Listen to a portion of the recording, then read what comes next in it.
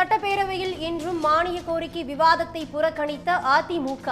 கள்ளக்குறிச்சி விவகாரம் பற்றி பேச அனுமதி அளிக்கவில்லை என கூறி வெளிநடப்பு.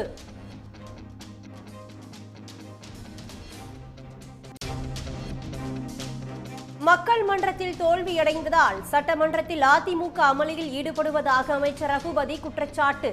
கேள்வி நேரம் முடிந்து பேச அனுமதி அளிக்கப்படும் என சபாநாயகர் கூறியும் வேண்டும் என்றே வெளிநடப்பு செய்வதாகவும் புகார்.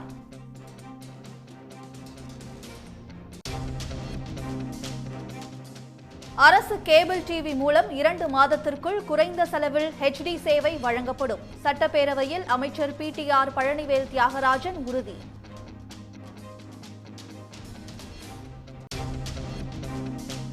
விஷச்சாராய விவகாரத்தில் ராமதாஸ், அன்புமணி ஆகியோர் அரசியல் ஆதாயம் தேடுவதாக MLA-க்கள் கண்டனம். தங்கள் மீதான குற்றச்சாட்டை நிரூபித்தால் பொது வாழ்வில் இருந்து விலக தயார் என்றும் சவால். விஷச்சாராயம் குடித்து பாதிக்கப்பட்டவர்களில் மேலும் 30 பேர் முழுமையாக குணமடைந்தனர்.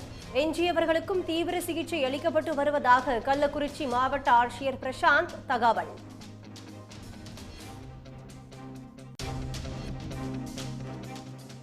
விக்கிரவாண்டி தொகுதியில் திமுக வேட்பாளர் அன்னியூர் சிவாவை ஆதரித்து பிரச்சாரம். திறந்த வேனில் சென்றபடி அமைச்சர் பொன்முடி, MP ஜெகத் ரட்சகன் ஆதரவு திரட்டினர். வெற்றி தளபதி அவர்கள் செய்திருக்கிற தொண்டுக்கு நாம் கொடுக்கிற வெற்றி. இன்னும் 2 வருஷம் ஆட்சியில் உங்களுக்கு கேட்டதெல்லாம் உங்கள் கோரிக்கையெல்லாம் நிறைவேற்றி தரணும். அதெல்லாம் தரணும்னா நீங்கள் எல்லாரும் ஒத்துமையாக இருந்து தளபதியினுடைய வேட்பாளர் நம்முடைய அன்னியூர் சிவா அவருக்கு வாக்களிக்க வேண்டும் என்று நீங்கள்லாம் உங்கள் வீட்டில் மட்டும் இல்லை, நீங்கள் போடுறீங்கன்னு எனக்கு தெரியும். நீங்கள் சொன்னால் 10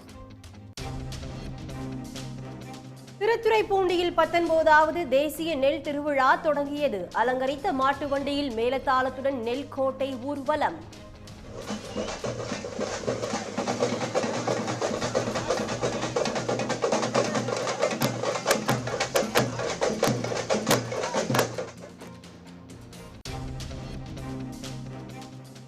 ஆந்திர மாநிலம் தாடேப்பள்ளியில் கட்டப்பட்டு வந்த YSR காங்கிரஸ் கட்சி அலுவலகம் இடிப்பு.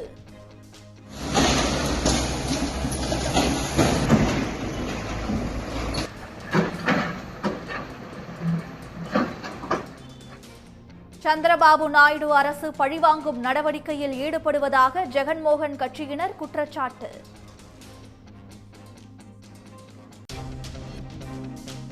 தமிழ்நாட்டில் ஓரிரு இடங்களில் இன்றும் நாளையும் மிக கனமழை பெய்ய வாய்ப்பு. 12 முதல் 20 சென்டிமீட்டர் வரை மழை பெய்யக்கூடும் என்று இந்திய வானிலை ஆய்வு மையம் தகவல்.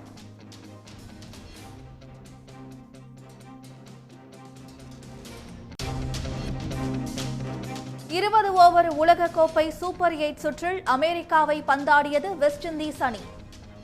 ஷாய் ஹோப், பூரன் அதிரடியால் 9 விக்கெட்டுகள் வித்தியாசத்தில் வெற்றி. உடனுக்குடன் செய்திகளை தெரிந்து கொள்ள சன் நியூஸ் பெல் ஐகானை கிளிக் பண்ணுங்க.